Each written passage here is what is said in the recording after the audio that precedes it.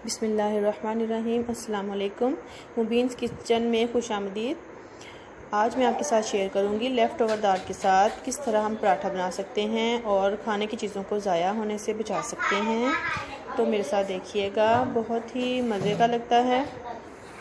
ये मैंने जो दाल बनाई थी, बची हुई थी दाल माश है, इसको मैं बनाऊंगी इसके पराठे। 2 छोटे पेड़े दरमियानी साइज़ के बना लूँगी।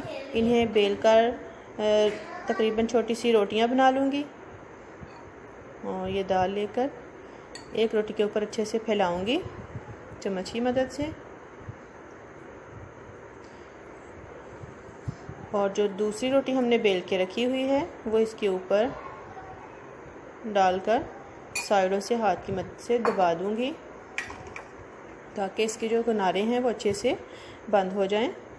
इस तरीके से इसको हम बेलने की मदद से नहीं बेलेंगे बल्कि हाथ ही की मदद से इसको बड़ा करेंगे, क्योंकि दाल थोड़ी लिक्विडी सी है और इसको जब बेलना ऊपर चलाएंगे तो ये बाहर निकल जाएगी और पराठे की जो शक्ल है वो ख़राब हो जाएगी।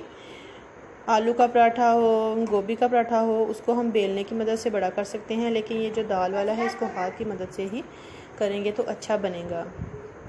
कुछ इस तरीके से गोल गोल घुमाकर इसको घुमाते जाएं, थोड़ा साइज़ में बड़ा हो जाएगा। फिर आहिस्ता आहिस्ता हाथ की मदद से रोटी की तरह से इसे बना लें।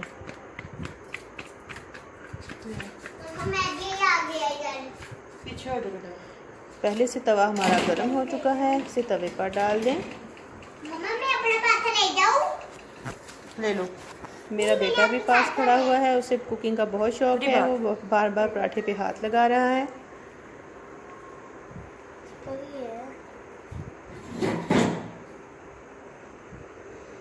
जब एक साइड से हमारा कलर आ जाएगा तो फिर हम इसकी साइड पलट देंगे।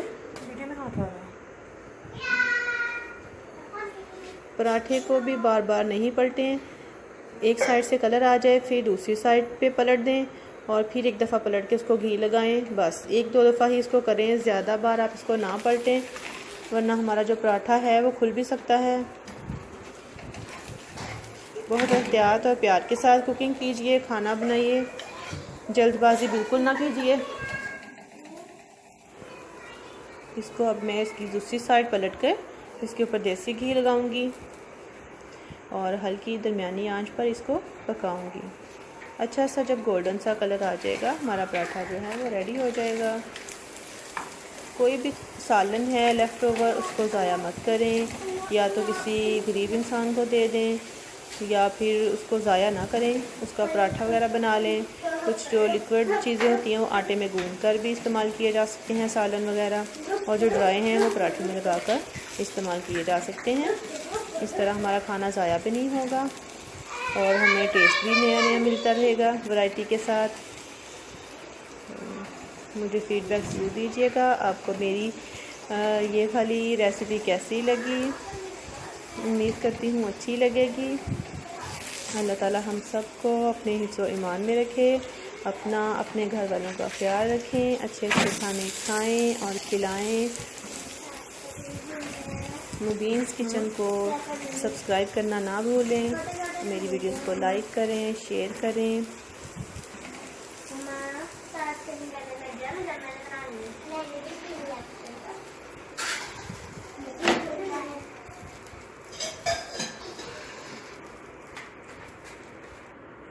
ये देखिए, अंदर से मैं आपको दिखाऊंगी कितना जूसी लग रहा है और बाहर से क्रिस्पी है। ये खाने में बहुत टेस्टी लगता है। जो बच्चे या बड़े दाल माश नहीं खाते हैं पराठे में वो भी खा लेते हैं, तो आप इस तरह से ज़रूर खिलाइए। ये एक और मैं बना रही हूँ।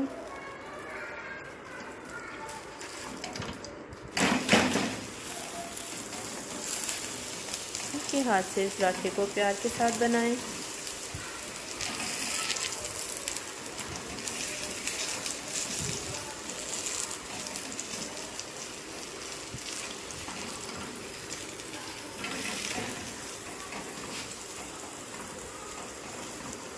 और ये हमारा जो पराठा है दूसरे वाला ये भी रेडी हो गया है।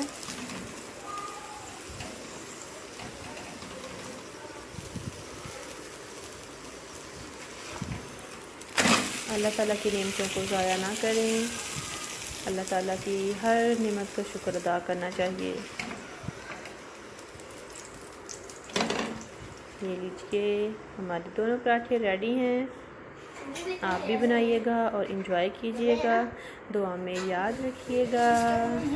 अल्लाह हाफिज़।